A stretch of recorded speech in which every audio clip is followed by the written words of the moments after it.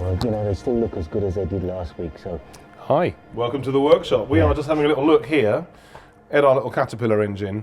Now, I've been talking to an engine shop, some guys over in Bretnall, and then basically they're saying that potentially the liners are removable kind of in the field, so you can service them, and obviously we've got some in our little kit. Right. And you can see a kind of mark there, but I can't work out whether that's from the gasket or whether it's actually from the thing itself. I think it's too uniform, and if you follow that line, so then it then comes round and joins this one.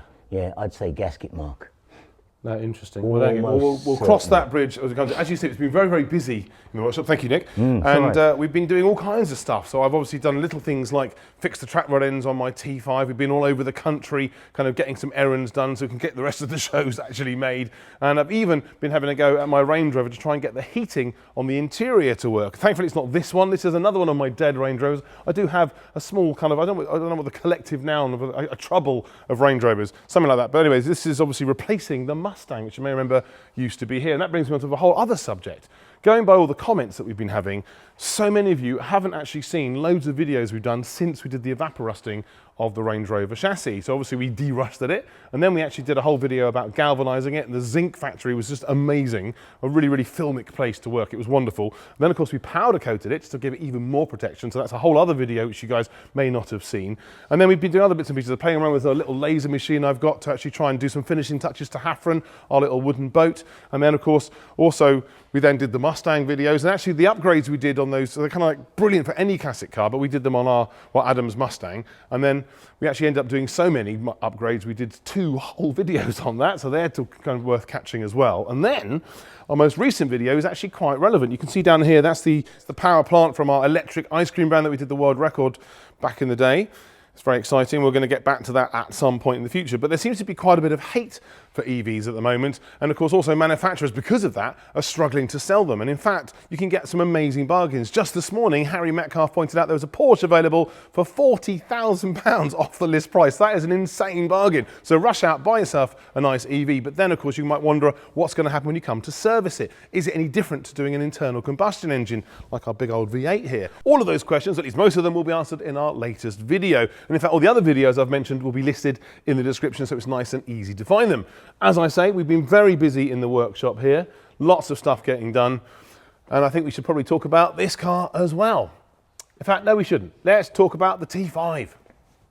Now, the other day I was complaining about the cold. It's much, much warmer today by about 9 degrees, which is lovely, because that means now it's horrible and rainy, and I am just about indoors. If you can just check, you can see I've got a little bit of roof over me, because I've got yet another one of those jobs. You know when you kind of ignore a rattle on the car for many, many weeks, some would say months.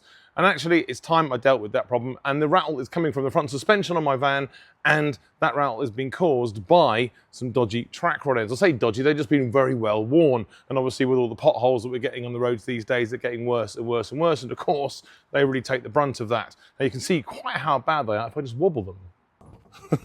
You can see it is actually pretty awful, and no wonder it's been making a noise. And obviously because this side is that far gone, chances are the other side is just as bad, so I'm actually going to change both on both sides.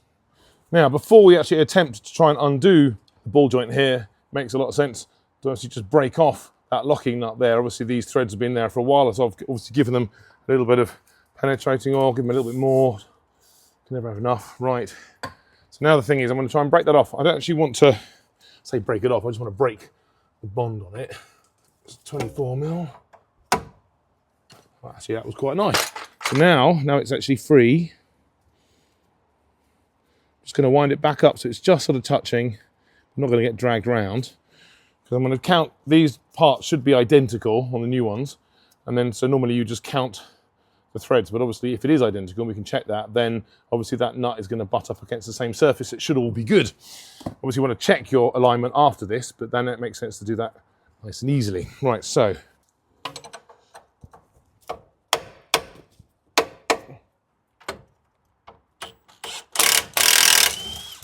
thankfully they come out relatively easy. Now the main thing now is this little chap here. Now this thing is an amazing tool, and it really pays to get a good quality one of these.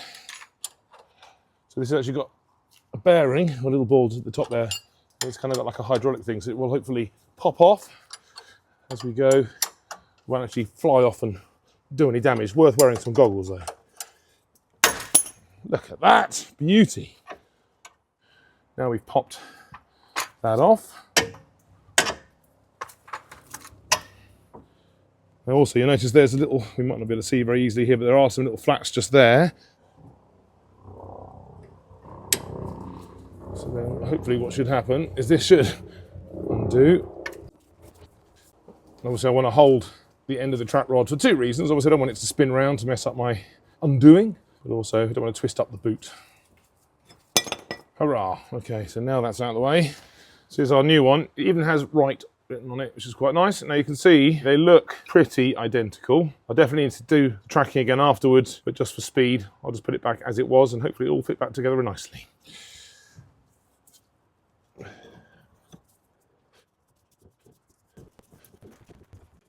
Now look at that, it's pretty much spot on there. You can see that it's just taking the nut with it there and I get to the same orientation, but it needs to be here, which is fantastic. So pop that into the socket. Right, and in fact, actually, while I'm here, it's also worth just checking. So I'm pulling and pulling, pulling and pushing, moving the van around just to make sure that the ball joint on the end of the track is okay, and it seems to be fine. So I don't need a new steering rack right now, which is lovely.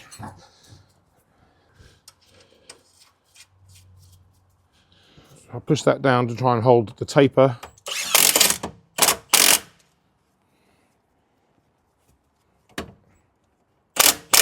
We'll torque it up properly.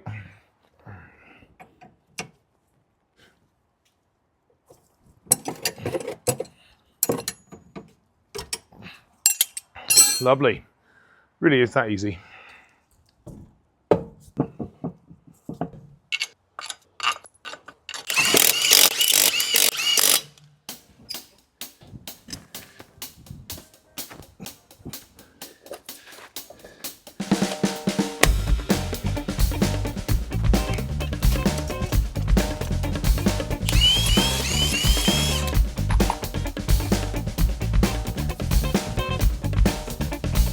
Obviously it's been quite rainy, so everything's wet.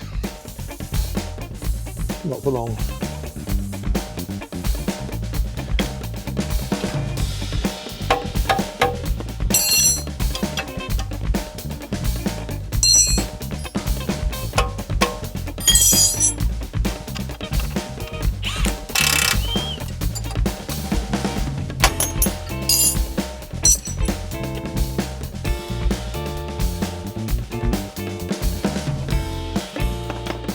Again, looking pretty good, and again, with the L, very nice of them.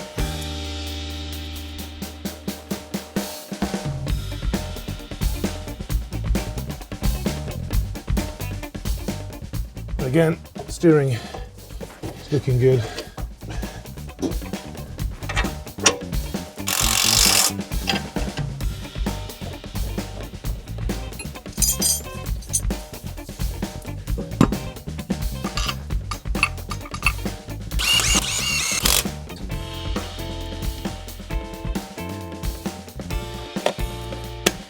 Well, thankfully, that 5-minute job didn't actually take that long, but it's getting darker, the rain's getting heavier. I think another job, maybe something a bit more indoors.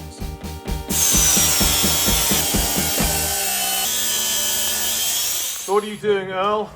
I'm trying to release the plate from the bodywork that holds the ECU down, and none of the bolts are accessible from inside, so I'm removing the captive nuts from underneath and hoping that's going to do the job for it. Lovely. So Earl, success. So this is what you were trying to cut out of John's Range Rover body, is that right? It is, yeah. I've had to release the inner plate from the floor, as you can see, and this is still attached, so I've still got to find a way of releasing this nut here. Okay. Screw, and then we've got the ECU free, or indeed we can use it as it is. Well, you can indeed use it as is. And so the whole point of this now is because we're going to try and get the Range Rover to run on a dyno. Yeah. So first we're going to try and get it running in the studio, is that right? And then obviously before we can do anything, we need to plug everything in. That's right. Awesome stuff.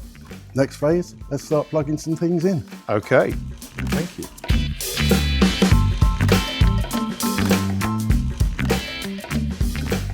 And also this week, I've actually come to custom paints because I'm actually going to try and choose some paint for some of our projects, and check out all those colours. They are quite fantastic. So this is the metal flake section, which will become very relevant at some point in the future. Then also, we've got all these other groovy colours here. Look at this. There's all this stuff here. And then we've got all this amazing stuff behind me here as well. So it's all very exciting. Which colour do I choose and what's it for? Well, that is the question.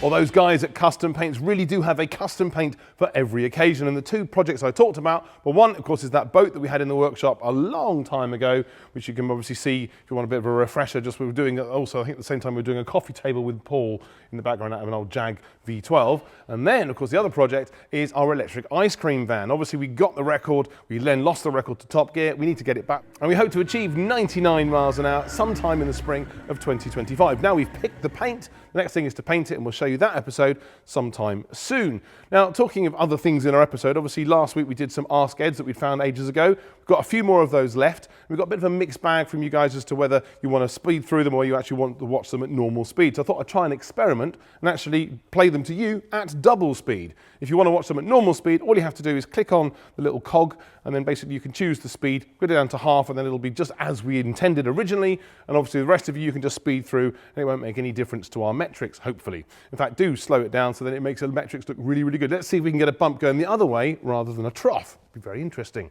Anyway, let's go and do that. Here you go, sir. Thank you very much. You got time for a couple of questions? Why not? Excellent. Well, I've got one here from Dennis Petro, Okay. and he's a long-time fan, and he has a 2002 Ford Explorer XLS 4.0L, Okay. and he's wondering if you could actually change out the coolant fan with a clutch to an electric fan with a thermostat, whether that would actually be a good idea. I'd say it's definitely a good idea. I think it's the way forward as well, because as you know, if you take the fan off the engine, do away with the engine fan, you're actually going to save some energy. Yeah. So why not? The thing about the viscous fan, of course, is obviously, I guess it's designed just to kind of crawl around when it's slow, and of course, I suppose as it speeds up, then also you get even more of that kind of coolant effect. But with the electric fan and the thermostat, then of course, you can be much more precise about when that actually happens. So if you find that your engine runs a little bit too hot some of the time, or even a little bit too cool, then obviously you can change that with your thermostat. And I think the nice idea as well is also you can then maybe fit a slightly bigger fan, you can do a better job with the cowling to make sure that all the air is going through the radiator fan. It's something we're going to do on John's rusty old Range Rover when we finally get to that stage. Somewhere off, got to be said, we're going to replace the radiators. It turns out the radiator is not entirely straight. I think yet again, John may have bumped into a tree or something, and so it's been straight to We're going to go down the aluminium route, are we? Well, I'm not sure. We need to go something a bit more. Well, that'd be good, yeah. Aluminium definitely the way forward. Now we're quite lucky. We can actually get a kit ready-made for our Range Rover from some local chaps called Revitech. You might be able to find yourself similar sort of kit, or you can just make something up again from the fan and the thermostat that's designed for that job for the Explorer. Now, one thing I would say beforehand, if you've got a reason to think about this, is because it is overheating, then make sure that the radiator has been flushed out on the inside, maybe some sort of gunk stuck in there somewhere, but also make sure that all the galleries and stuff are actually blown through as well to make sure that all those cooling fins are actually cooling rather than clogged up with dirt and dust. Yeah, thanks for the question. I'll just leave the bloody viscous fan on there. Now, for this next question, Paul, we have to cast our minds back to the days of wheel dealers. It's from Next Gen EV, or Ralph, and he remembers seeing me do an episode where we actually polished some heads on some car. I'm afraid I can't remember what colour. I think it might be the Mercedes or the Sunbeam Alpine. You definitely did some porting. Okay, cool. Right, so it was Mercedes with Alpine. We did some porting, and obviously at the time I said that you shouldn't really actually polish the surface. You keep it nice and rough because it's actually better for the flow of the gases. But more recently, they've done another episode where they've actually polished it to a mirror shine. And he's asking basically which is the right answer. Well, I suppose it's interesting. It actually is a bit of both, isn't it? Yeah, I mean, obviously inlet port, I'd say a little bit rough because it helps with the air fuel mixing going into the chamber. But so the exhaust port, probably want it as smooth as possibly can. So the exhaust gases come out nice and easy. But obviously what you don't want to do is make the port too big, where it's actually larger than the actual manifold itself. So then you're going to defeat the whole object. And also, you've got to be careful when you're in large ports anyway, that you don't go to the water galleries. So it's really important. So you do your homework first. Yeah, definitely. And I think that's the thing. Ultimately, what you're trying to do is match the holes on the head, the holes on the exhaust or inlet manifolds, get rid of any lumps and bumps that are going to get in the way of the airflow, and ultimately, as we say, polish the exhaust ports so the exhaust leaves as quickly as possible, but also rough up the inlet ports so that the fuel air mixture mixes really well because all the air and fuel are tumbling around mixing together on their way into the engine. Yeah, and try not to take too much out just in case you go through a water jacket or something like that. So do your homework first. Yeah, maybe even buy a second head just in case. Yeah, but good question. We've got a intriguing question here from Jonathan Best. Now he's got a Golf TDI Blue Motion on a 59 plate. It's had the engine rebuilt, all of it was done with genuine parts. It does need a bit of a polish, but it does actually drive, which is quite nice. Now it's got a bit of a problem. So every so often, the revs got to about 1,000 RPM and stay there for some time. But then, when it's idling, all you can hear is the turbo. The turbo was brand new in 2020 when the engine had all the new parts. It's had recent service and brakes and other bits and pieces done. But have you ever heard of this issue before? And give me an idea of what it might be? It's a good question. How strange, because you shouldn't really hear the turbo. Well, not 1,000 RPM. No. So I wonder if all the stuff has been put together, I guess the engine's been in bits, then potentially, I mean, the main thing that operates the turbo, the actuator, maybe that's not been set up correctly or it's been in slightly the wrong position. So effectively, it's kind of demanding the turbo kicks in way before it should do. So that's the only thing I can think of. And because the turbo's activating early, it's increasing the revs. Yeah. So maybe look at the turbo in the first instance, I'd say. Yeah, well, I think it might be difficult to get hold of the manual for that. You hope you can find someone who can tell you how you would normally set that up and just kind of go through those motions, sort of start again with a good datum, a good base, and then hopefully you might actually solve that problem. You can certainly fiddle with it now just to see if you end up with slightly higher revs, slightly lower revs, because then straight away you know that was the issue you worried about. And I can't think it being anything else. Really. Not really, unless it's got problem with like an airflow sensor or something. Possibly, but then I mean I suppose that's the thing. When you've taken the engine apart or had it taken apart and replacing bits and pieces, of course you do tend to wobble things that might be on their way out. There could be a slightly dodgy wiring connection, but it does sound more like the actuator than the airflow. But good luck with that. So let's know how you get on. Yeah, thanks for the question.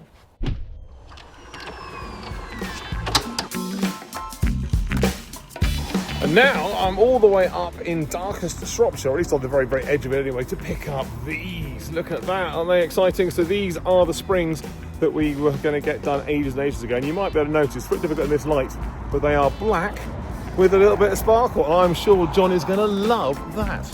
Busy week.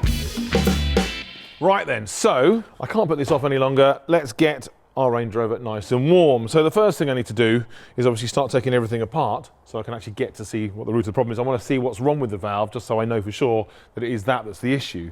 Interestingly, one of the cool things about buying a part before you actually get on and fit it is I can now see what it is I'm going to be playing with. Clearly I can see there's an electrical thing I have to worry about. It looks like one of those connectors which is going to be really hard to undo, you know, if it's been there forever and ever and ever. But also I've got those 3 pipes and I know that there are 2 going off that way, so I'm kind of getting enough idea of kind of what I'm going to have to disconnect and stuff. And something else that's quite useful with these brand new sort of factory parts, you can see these little yellow bits. Of course that's designed just to hold the clip open while you do all the assembly, then pop it off. And then it's actually quite a nice design from JLR for a change. Probably was someone else who designed that, I don't know. But anyway, we'll put that in place in a minute. But the first thing I need to do is get it all off.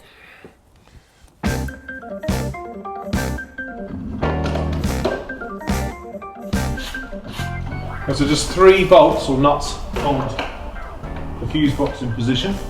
I can feel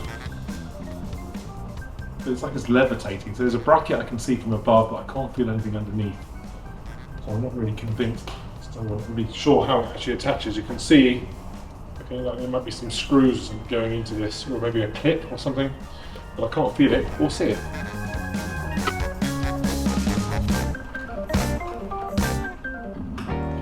Right, so I can't get to, I can get to my valve, but not quite. So I've now detached that from the wiring, and obviously from the actual sort of side of the engine bay as well. But now, the pipes that go onto it are just too hard to get to those clips. I'm never going to get them back on, that's for sure. So what I'm going to try and do now is go further down those pipes to try and actually remove them from the ones that go into the heater matrix.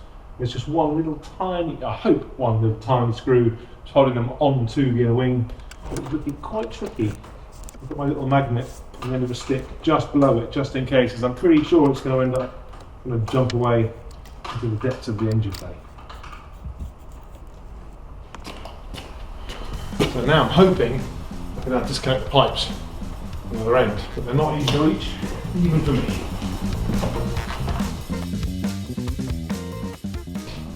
Alright then, so I now can't get the little sort of aluminium pipes that go from the valve, the rubber there, into the back, any further back, because there's a kink, there's an engine, there's a bulkhead, there's all kinds of stuff in the way.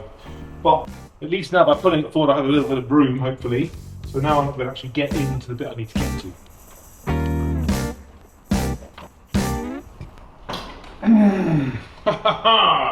So, there we have it. So we've now got a little spidery thing. I have to say, the pipes don't look quite the same, do they? Not really. Oh, maybe they do. Okay, no. Okay, that one goes there. So that's good. And that one goes there. So we're actually, looks like we're winning. But what I'd like to know is actually what's going on inside here. So I might actually just take it apart a little bit just to see if I can see a blockage or anything. Can't see anything really obvious, which is annoying. Right, so I've now set the climate control. So it's going to come on maybe about a minute or so. And the idea is that I want to hear the fans come on, because it does obviously just circulates the air inside the car. It should also operate this valve. So we'll see what happens in about a minute's time. So then, that's quite interesting. So I've just plugged in the connector. As you saw, I just captured that little bit of that shuttle thing going, hopping back, which is great. So the valve is actually working on the new one, as you'd hope, which means at least the electrical circuit is working, which is cool. Just tried it on our old valve, and it actually cut out the heating system, as you heard. So potentially, there's a load, doesn't like it, maybe trying to draw too much, or something happens, and then basically the brain's gone, no, I had enough of that. So I may have blown a fuse, which is a pain. At least that confirms that this doesn't work, which means hopefully now if I can work out a way of getting all that back in, we might have some warm heating inside the car. Very exciting.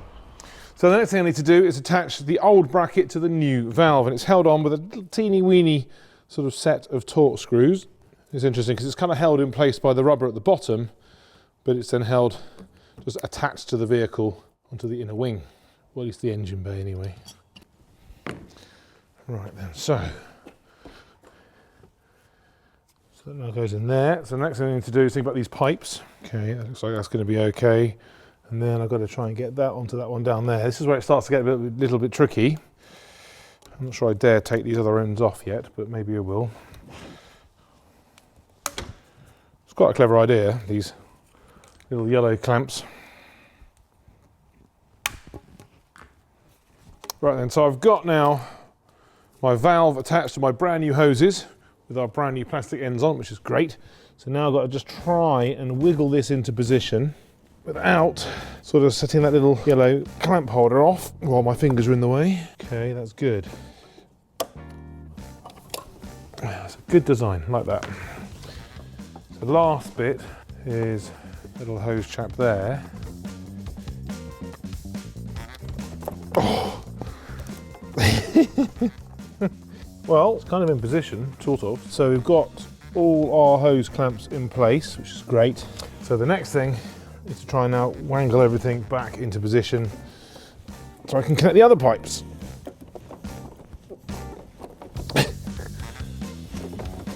Oh.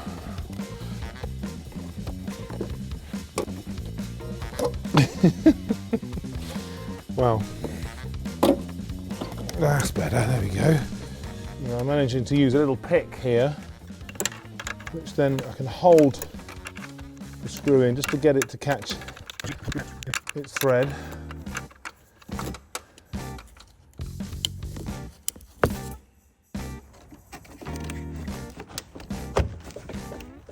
Right, so we've now got our new valve in place, we've got our new hoses in position, everything's connected back up again, even to the heater matrix all the way to the back there. So now what I need to do is obviously fire up the engine and start getting it to bleed again.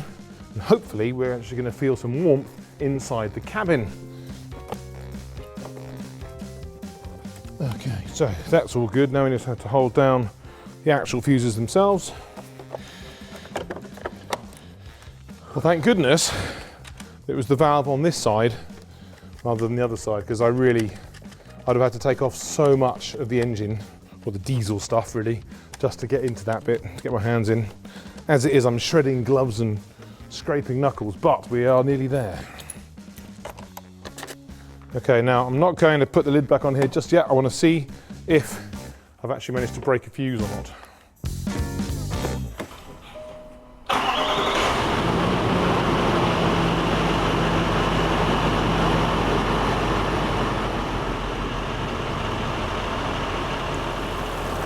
Well, I'm just going to let this warm up, because obviously I need the thermostat to open to get all the hot water kind of mixing where the cold is, and I'm hoping I can then feel some warmth.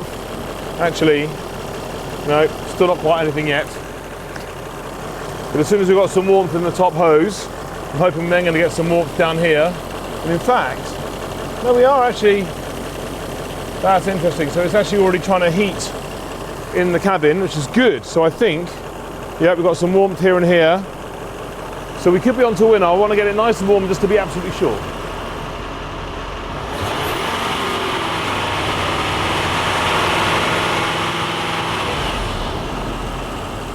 Got quite a few bubbles coming up in the expansion tank, which is a good sign. Oh. Well, that is lovely. I've now got some toasty warm air in my cabin, so I think I can drive home toasty and warm. Result.